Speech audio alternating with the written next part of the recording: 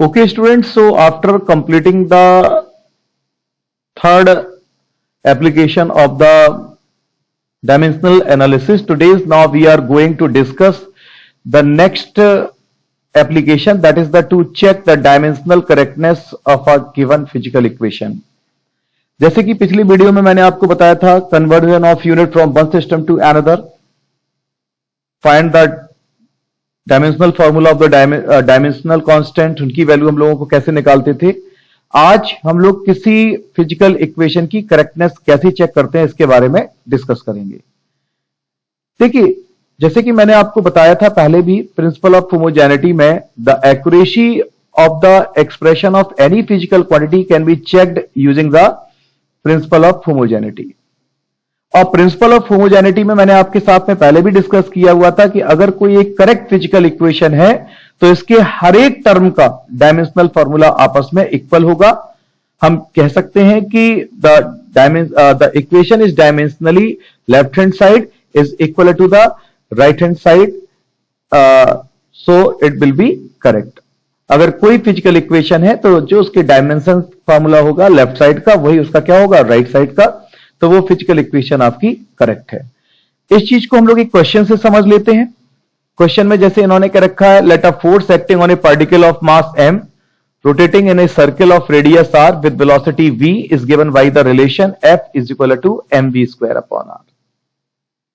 हम लोगों को इसकी करेक्टनेस चेक करनी है, तो सबसे पहले अगर हम लोग इसकी करेक्टनेस चेक करते हैं f equal to mv² upon r में, तो आपने इस तरीके से फॉर्मूला देखा, that is the f equal to mv² upon r, जहां पर f यहां पर फोर्स है, m मास है, v वेलोसिटी है और r इस सर्कुलर पाथ की रेडियस है।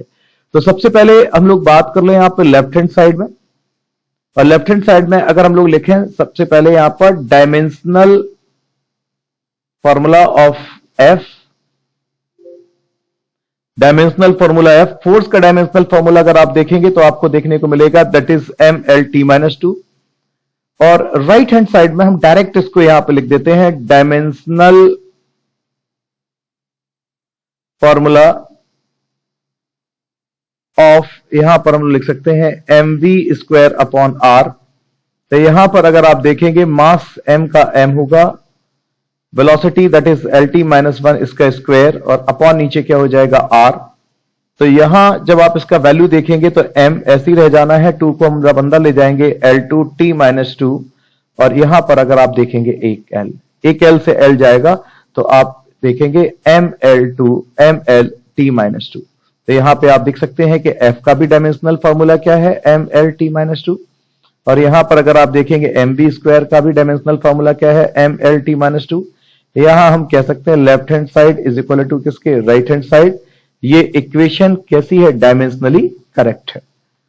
ओके, आफ्टर कंप्लीटिंग दैट हम लोग यहां पर चल के कुछ इसको पावर पॉइंट पे समझ लेते हैं। आपको एक बार फिर से समझा देते हैं।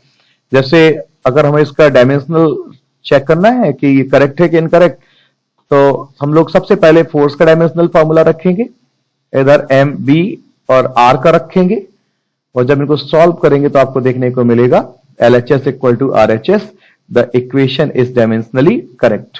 ओके बच्चों, नेक्स्ट क्वेश्चन की तरफ चलते हैं, जिसमें इन्होंने आपसे क्या रखा है, check the accuracy of the relation v² - u² is equal to 2as। This is the third equation of motion, यहां पर v and u final and initial velocities हैं, और a is the acceleration and s is the distance. एक बार इसको normal हम लोग यहां पे समझते हैं। जैसे इक्वेशन आपके पास दी गई है, v² - u² is equal to 2as। सबसे पहले लेफ्ट हैंड साइड की बात करें तो लेफ्ट हैंड साइड में अगर आप v² इसका रखेंगे तो v का आपको मालूम है कितना हो जाएगा, lt-1 इसका स्क्वायर, और -u² है तो यहां पर आप देखेंगे lt-1 और यहां पे स्क्वायर हो जाएगा। जब इसको सॉल्व करेंगे तो आप देखेंगे l2 और यहां पे कितना हो जाएगा, t-2, और यहां माइनस ये भी देखेंगे तो l2 t-2, और राइट हैंड साइड की अगर हम लोग बात कर लें तो 2 तो न्यूमेरिकल वैल्यू है, इससे हम लोग निगलेक्ट करते हैं। as का अगर डायमेंशनल फॉर्मूला करेंगे फाइंड, तो एक्सेलरेशन का आपको मालूम है क्या होता है, lt-2 और यहाँ पे डिस्टेंस L, और जब L का एक बार मल्टीप्लाई कराएंगे तो L2t-2। तो जब हम लोग यहाँ पे रखेंगे तो ये क्या हो जाएगा, L2t-2। यहाँ पे हम लोग देखेंगे तो क्या हो जाएगा, L2t-2 इज इक्वल टू ये कितना हो जाएगा यहाँ पर L2, और ये क्या हो जाएगा t-2। तो यहाँ पे आप कह सकते हैं LHS इक्वल टू क्या हो जाएगा RHS। ये फिजिकल इक्वेशन डायमेंशनली क्या है यहाँ पर, करेक्ट है।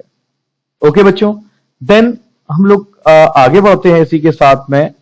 इसको हम लोग थोड़ा सा यहाँ पे पावर पॉइंट भी समझ लेते हैं, जिसमें यहाँ पर v square minus c square equal to 2as। Left hand side अगर हम लोग रखेंगे, राइट हैंड साइड की अगर हम लोग बात कर लें यहाँ पे इनको सॉल्व करने के बाद में, तो यहाँ पे आपने देखा as है, तो उसको जब रखेंगे तो एक्सेलरेशन का LT-2 और s का L, और यहां जब इनकी वैल्यू को देखेंगे देन दैट इज L2t-2। और यहां पे हम कह सकते हैं कंपेयर करने पर कि left hand side and right hand side are equal, और जब ऐसा होगा तो हम लोग कह सकते हैं कि the equation will be dimensionally correct. Okay, यहां पर एक चीज हमें थोड़ा सा समझना होगा। अगर देखें कि अगर check the accuracy of the relation s equal to ut plus half at square, जैसे देख लें यहां पे आप देखेंगे s हमारे पास में डिस्टेंस है, तो लेंथ होगा इसका यहां पे s के लिए जब देखेंगे लेफ्ट हैंड साइड में।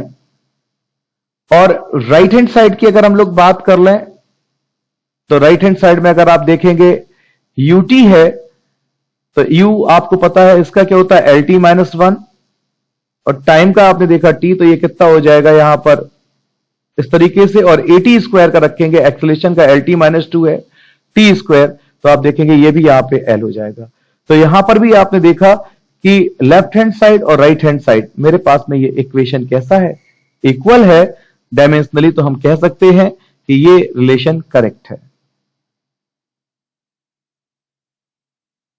ओके स्टूडेंट्स, अब यहां पर एक बात मैं बतला दूं कि ये फॉर्मूला डायमेंशनली तो करेक्ट है।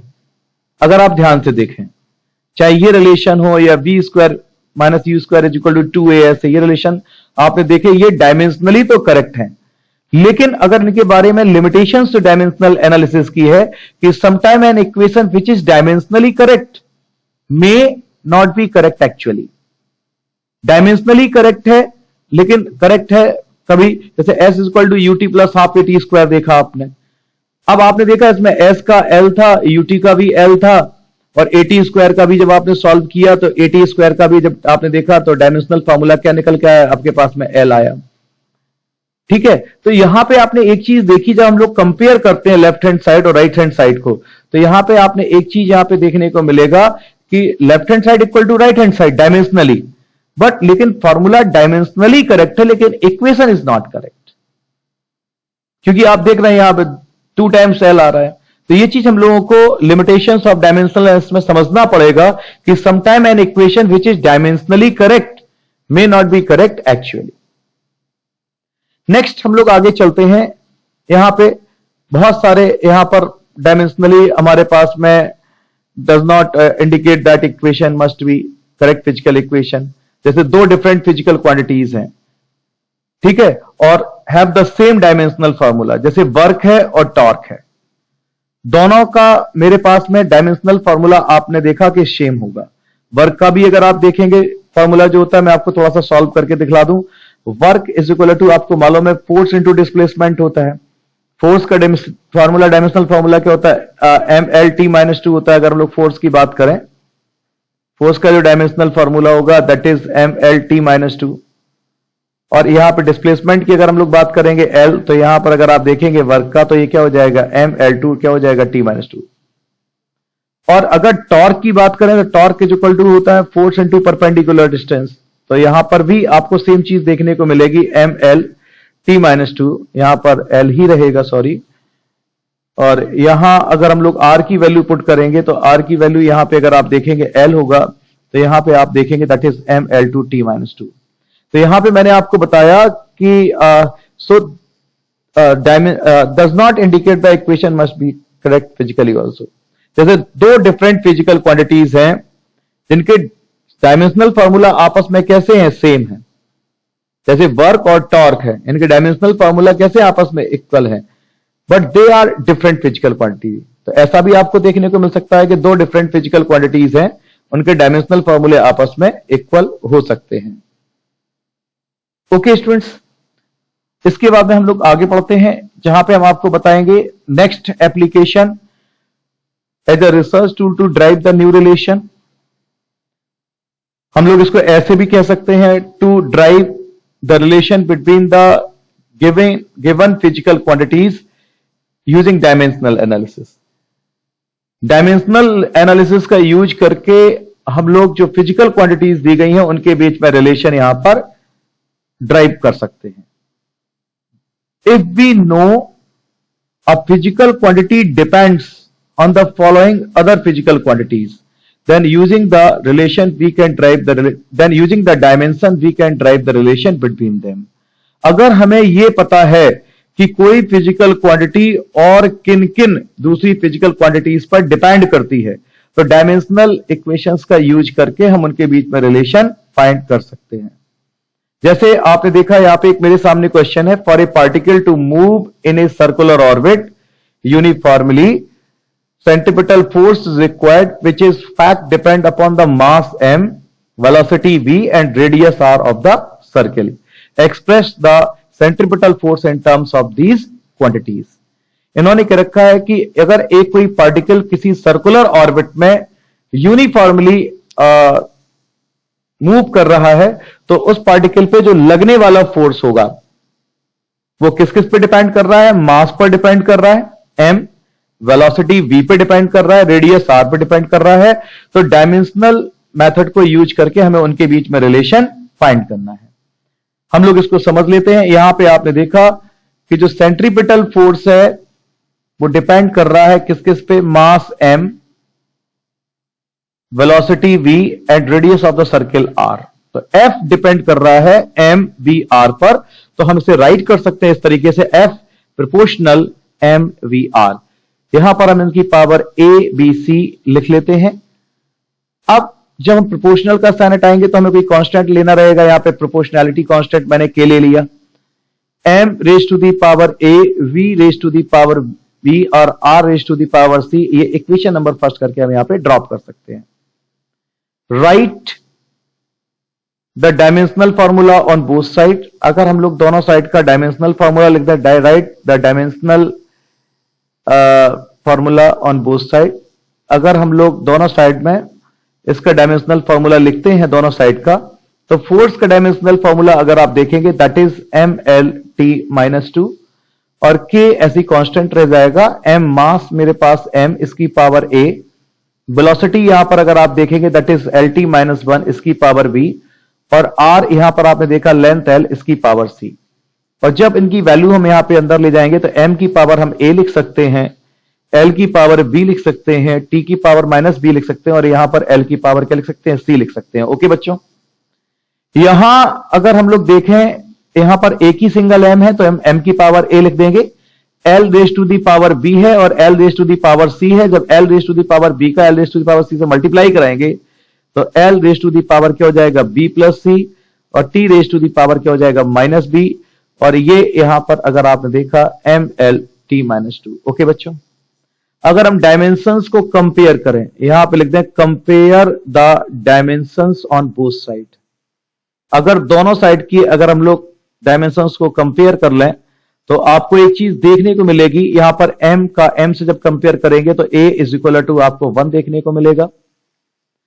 L का L से कंपेयर करेंगे तो L की पावर B प्लस C है, इस side right side left side अगर आप देखेंगे L की पावर 1 है। ये इक्वेशन नंबर मेरे पास थर्ड हो जाएगी। और अगर हम यहां पर B को देखें तो माइनस B और ये क्या हो जाएगा, माइनस 2, ये कैंसिल हो जाएगा तो B इक्वल टू 2। ये इक्वेशन नंबर यहां पर मेरे पास में कोई 4 हम लोग ऐसे ले सकते हैं। और अगर B का वैल्यू हम यहां पे रख दें इक्वेशन नंबर 3 में, यहां पे अगर आप देखेंगे फ्रॉम इक्वेशन थर्ड, यहां पे लिख दें फ्रॉम इक्वेशन, यहां पे लिख दें थर्ड। अगर हम लोग इक्वेशन थर्ड की में इसका यूज करेंगे तो b की वैल्यू रखेंगे तो 2 plus c is equal to 1, तो c इज इक्वल टू क्या हो जाएगा, 1 माइनस 2, तो c की वैल्यू कितनी हो जाएगी, -1 हो जाएगी। ओके बच्चों, तो इस तरीके से आप देखेंगे कि हमने वैल्यू फाइंड करी, ए की वैल्यू कितनी फाइंड करी 1, बी की वैल्यू कितनी फाइंड करी 2 और सी की वैल्यू कितनी फाइंड करी -1। और इन सारी वैल्यूज को जब हम लोग इक्वेशन नंबर 1 में यहां पे पुट करेंगे तो यहां पे लिखेंगे putting these values in equation first. In value को अगर इक्वेशन नंबर 1 में रखें तो f इज इक्वल टू के m की पावर a है यानी कि 1, v की पावर b है यानी कि 2 और r की पावर c है यानी कि -1। तो यहां पे अगर आप चाहो तो बच्चों इसे ऐसे लिख सकते हो f इज इक्वल टू के mv स्क्वायर और अपॉन नीचे r, और k प्रोपोर्शनैलिटी कांस्टेंट है, आप तो इसकी जगह 1 ले लीजिए, इसे हटाएंगे तो f प्रोपोर्शनल अगर आप देखेंगे ये क्या हो जाएगा आपका mv square upon r। Okay बच्चों, तो इस तरीके से हम लोगों ने इस क्वेश्चन को कंप्लीट किया यहां पर, जिसमें हम लोगों ने देखा कि f प्रोपोर्शनल क्या हो जाएगा mv स्क्वायर अपॉन r। आगे हम लोग यहां पे चलते हैं नेक्स्ट, इसी को अगर हम लोग पावर पॉइंट पे समझ लें तो मैंने आपको क्या बतलाया कि according to provided the information f proportional mvr power raise to the power abc, proportional का साइन हटाया, कोई कांस्टेंट k लिया, और जब हम लोग दोनों साइड की डायमेंशनल फॉर्मूले लिखेंगे तो फोर्स और इन सब का डायमेंशनल फॉर्मूला रखने पर हम लोगों को इस तरीके से देखने को मिलेगा। और जब डायमेंशंस को कंपेयर करेंगे m का m से, l का l से और t का t से, तो हम लोगों को देखने को मिलेगा कि a is equal to 1, b plus C equal to 1 और b इक्वल टू 2। तो a b c की जो वैल्यूज आ रही है हमारे पास में वो 1, 2 और -1, और जब वैल्यूज इक्वेशन नंबर 1 में पुट करेंगे तो हम लोगों को इस तरीके से ये देखने को मिल सकता है f इज इक्वल टू के mv स्क्वायर अपॉन r। और जहां पर आपको पता है इनकी डायमेंशंस का हम लोगों ने यूज किया। अगले क्वेश्चन की तरफ हम लोग चलते हैं। इस क्वेश्चन में उन्होंने कर रखा the time period of a simple pendulum is a function on mass of the Bob m, effective length l, acceleration due to gravity g, then assuming the function to be product of the power function of the mass, length and g, express the time period in terms of these quantity। यहां पर आपने देखा किसी simple pendulum का जो time period है वो किस किस पे डिपेंड कर रहा है, मास, लेंथ और एक्सेलरेशन ड्यू टू ग्रेविटी पे। डायमेंशनल एनालिसिस का यूज करके हमें इस पीरियड को इन टर्म्स में एक्सप्रेस करना है। तो देखते हैं इस क्वेश्चन को, इसमें भी बिल्कुल उसी तरीके से लगाएंगे जैसे यहां हमें पता है कि the time period of the simple pendulum किस किस पे डिपेंड कर रहा है। जैसे कि आपने देखा सबसे पहले उसमें क्वेश्चन में कर रखा था क्या क्या इसके फंक्शंस हैं। सबसे पहले t डायरेक्टली प्रोपोर्शनल, अगर आपने देखा m, l और g, और यहां पर इसकी पावर हम क्या कह सकते हैं a, b और c। प्रोपोर्शनल का साइन हटाएंगे तो हमारे पास क्या आ जाएगा k m की पावर a, l की पावर b और g की पावर c। इसे हम इक्वेशन नंबर 1 करके ड्रॉप कर देते हैं। बिल्कुल उसी तरीके से right the dimensional formula on both side, right the dimensional formula on both side. दोनों साइड का हम लोगों को अगर डायमेंशनल फॉर्मूला लिखेंगे तो टाइम पीरियड का आपको मालूम है क्या होगा, t का t होगा और k ऐसी रह जाना है, मास m का m होगा, इसकी पावर a, लेंथ l है, इसका l, इसकी पावर b और g acceleration due to gravity lt -2, इसकी पावर c। यहां पे अगर हम इसे मास और लेंथ के टर्म में लिखना चाहें तो इनकी पावर 0 और 0 करके ऐसे लिख सकते हैं जैसे कि हमने आपको पीछे डिस्कस किया है। ओके स्टूडेंट्स, देन अब हम लोग यहां पर आगे से जब सॉल्व करेंगे तो हम लोग देख लेंगे दैट इज m की पावर a ऐसे रह जाएगा, l को ले जाएंगे l की पावर b ऐसे रह जाएगा, और अगर अंदर ले जाएंगे l की पावर c और t की पावर यहां पे क्या हो जाएगा -2c। तो जब आप इसे और रिजॉल्व करेंगे तो m की पावर a रहेगा। अब यहां पे l की पावर b भी है और l की पावर c है, तो जब इनका प्रोडक्ट करेंगे तो हमारे पास l की पावर यहां पर कितना हो जाएगा b प्लस c हो जाएगा, और यहां आप देखेंगे t की पावर यहां पर कितना हो जाएगा -2c हो जाएगा, और ये अगर आप देखेंगे m की पावर 0, l 0 और t ऐसी रहेगा। अगर हम डायमेंशंस को कंपेयर करें, कंपेयर द डायमेंशंस, अगर हम लोग डायमेंशंस को कंपेयर करें तो m की पावर a और m की पावर 0 है, तो यहां पे आप लिख सकते हैं a इक्वल टू 0, और l को अगर हम l से कंपेयर करें तो आपको पता है b plus c equal to 0। Okay, और यहां पर अगर t को t से कंपेयर करेंगे तो -2c इक्वल टू 1, और जब हम लोग इसकी वैल्यू फाइंड आउट करेंगे तो c इज इक्वल टू कितना हो जाएगा -1/2। स्टूडेंट्स यहाँ पे c इज इक्वल टू -1/2 होगा। जब इसका वैल्यू हम लोग इक्वेशन थर्ड में पुट करेंगे तो b -1/2 इक्वल टू 0, तो आप देखेंगे v इक्वल टू 1/2। तो आपने देखा a इक्वल टू क्या आया 0, v इज इक्वल टू क्या आया 1/2 और c इज इक्वल टू अगर आपने देखा that is -1/2। Putting these values in equation number 1, जब इनकी इक्वेशन नंबर 1 में वैल्यू रखेंगे तो t is equal to k और m की पावर 0, l की पावर अगर आप देखेंगे 1/2 और g की पावर -1/2। आपको पता है कि m की पावर 0 है तो ये वैल्यू 1 हो जाएगी, तो t is equal to k और ये कितना हो जाएगा √L/g। इस क्वेश्चन को हम थोड़ा सा पावर पॉइंट पे भी देख लेते हैं, दोबारा रिवीजन हो जाएगा हम लोगों का। तो यहां पर जैसे आपने देखा सबसे पहले कि टाइम पीरियड किस किस पे डिपेंड कर रहा है, मास, लेंथ और acceleration due to gravity. Proportional हटाएंगे, कोई प्रोपोर्शनैलिटी कांस्टेंट k ले लिया, इक्वेशन नंबर 1। अब हम दोनों तरफ का जब डायमेंशनल फॉर्मूला रखेंगे तो टाइम पीरियड, मास, लेंथ और g का रखेंगे, तो इस तरीके से हम लोगों को ये चीज देखने को मिलेगी। और यहां पर अगर हम डायमेंशंस कंपेयर करेंगे, मास का मास से, लेंथ का लेंथ से और टाइम का टाइम से, तो आपको एक चीज देखने को मिलेगी, a इज इक्वल टू आपको 0, b plus c equal to 0 और -2c इक्वल टू आप देखेंगे 1, तो c इज इक्वल टू कितना हो जाएगा -1/2। वैल्यू फाइंड आउट करी, रिलेशन में इनकी वैल्यू को हमने इस तरीके से रखा, तो हमारे सामने आता है t is equal to k √L/g।